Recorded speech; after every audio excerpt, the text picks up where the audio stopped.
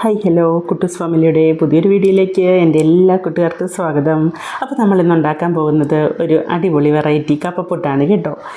അപ്പോൾ നമുക്ക് കപ്പപ്പൊട്ടിനായിട്ട് 1 കിലോ വരുന്ന കപ്പയാണ് കേട്ടോ ഞാൻ എടുത്തിരിക്കുന്നത്. ആ 1 കിലോ വരുന്ന കപ്പയിൽ ഒരു വലിയ കഷ്ണം മാത്രമേ എടുത്തിട്ടുള്ളൂ. അത് ചെറുതായിട്ട് മുറിച്ചിട്ട് ഞാനൊന്ന് ഗ്രൈൻഡ് ചെയ്തെടുത്തിട്ടുണ്ട്.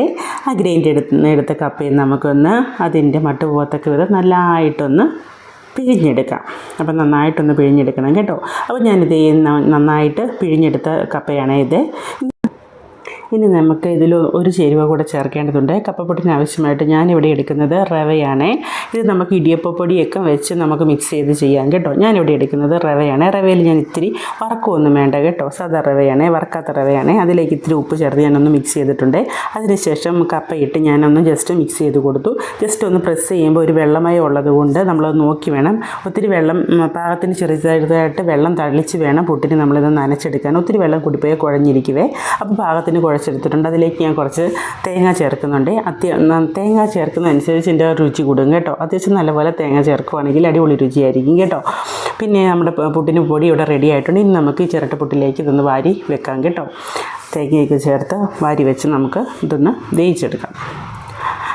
വേവിച്ച് ഒരു ഇത്തിരി സമയം വേകാൻ വെക്കണം കേട്ടോ. കപ്പയും കൂടെ നമ്മൾ മിക്സ് ചെയ്തതുകൊണ്ട് ഇത്തിരി സമയം നമ്മൾ വേകാനായിട്ട് വെയിറ്റ് ചെയ്യണം. ഒരുപാട് സമയമൊന്നും വേണ്ട. എങ്കിലും നമ്മൾ സാധാ പൊട്ട് വേവിക്കുന്നേക്കാൾ ഒരു 2-3 മിനിറ്റും കൂടെ കൂടുതൽ നമ്മൾ ആവി കയറ്റുന്നതല്ല വെയിറ്റ് ചെയ്യണേ.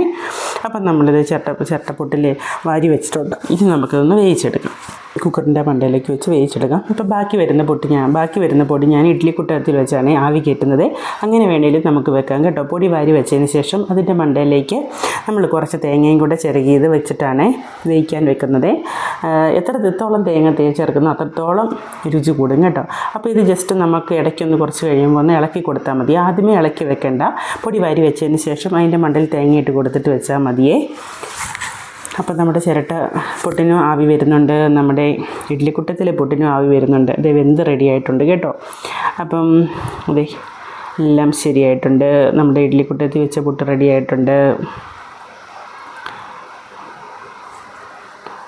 അപ്പം നമുക്ക് ഇത്തിരി പുട്ടെടുത്തൊന്ന് കഴിച്ച് നോക്കാം. ഓക്കേ, അടിപൊളിയായിട്ടുണ്ട് കേട്ടോ. നന്നായിട്ട് വെന്തിട്ടുണ്ട്. എനിക്കിവിടെ കറി ഇരിക്കുന്നത് ഇച്ചിരി അയലമീൻ കറി, ഇന്നലെ വെച്ച അയലമീൻ കറി ഇരിപ്പുണ്ടായിരുന്നേ. അപ്പോൾ ഞാനിവിടെ എടുത്തത് അയലമീൻ കറിയാണ്. അയലമീൻ കറി വേണമെന്നൊന്നുമില്ല. ഈ പൊട്ട് ചൂടോട് കൂടി കട്ടച്ചായ കൂട്ടിയും കഴിക്കാൻ അടിപൊളി ടേസ്റ്റാണ്. ഇത്തിരി പഞ്ചസാരയും കൂടെ ഉണ്ടെങ്കിൽ കേമം പഴവാണെങ്കിൽ എന്ത് കൂട്ടിയും കഴിക്കുക കേട്ടോ. എല്ലാവർക്കും ഇഷ്ടപ്പെട്ട ലൈക്കും കമൻറ്റും ഷെയർ ചെയ്യാൻ മറക്കരുതേ.